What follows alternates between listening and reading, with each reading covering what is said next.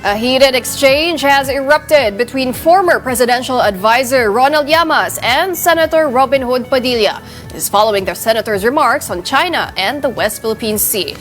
More details in this report. Political commentator Ronald Llamas slammed Senator Robin Padilla for suggesting that China's Coast Guard vessel could be treated as civilian ships. In an interview with 1PH sa Totoo Lang, Llamas corrected Padilla. Medyo i-correct lang natin ng konti si Senator Robin Hood Padilla na pwede na sana yung gawin ng kanyang mga staff. Dahil ang Coast Guard ng China ay bahagi ng kanilang People's Liberation Army. Yan ay under the Navy ng China. Yung ating Coast Guard ay under ng DOTR. Ibig sabihin nun, yung ating Coast Guard ay civilian. Hindi yan military. Llamas went further, sarcastically reacting to accusations that critics of China are themselves pro-China. Medyo napaisip nga ako kailangan ko magnilay, lalo na parating na ang Holy Week, kailangan ko magnilay bakit ako pro-China. No?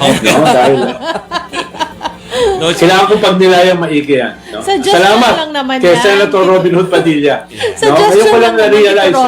Llamas also commented on the statement of Padilla's wife Mariel.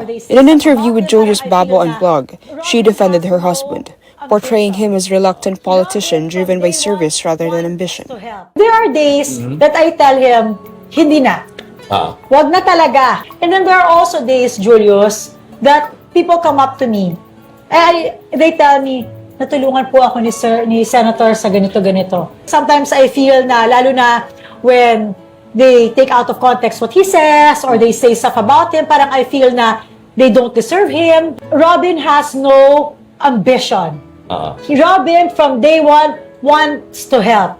But Llamas was unmoved, even suggesting that Padilla's popularity may be waning, and questioning whether the senator will seek another term. Hindi na daw tatakbo because we don't deserve him. Alam mo, malaking tulong si Senator Robin Hood Padilla. No? Dahil sa kanya, ay halos lahat ng artista na tumakbo last midterm election natalo. Kaya ang laki ng tulong niya, no? Kailangan natin siyang pasalamatan na yung mga botante ay hindi na name recall lamang, hindi popularidad lamang ang magiging batayan ng kanilang pagboto.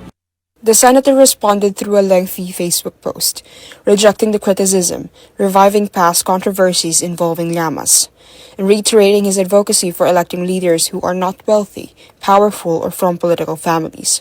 Padilla also pushed back against speculation about his political future, noting that historically, no senator has topped the Senate race twice in a row.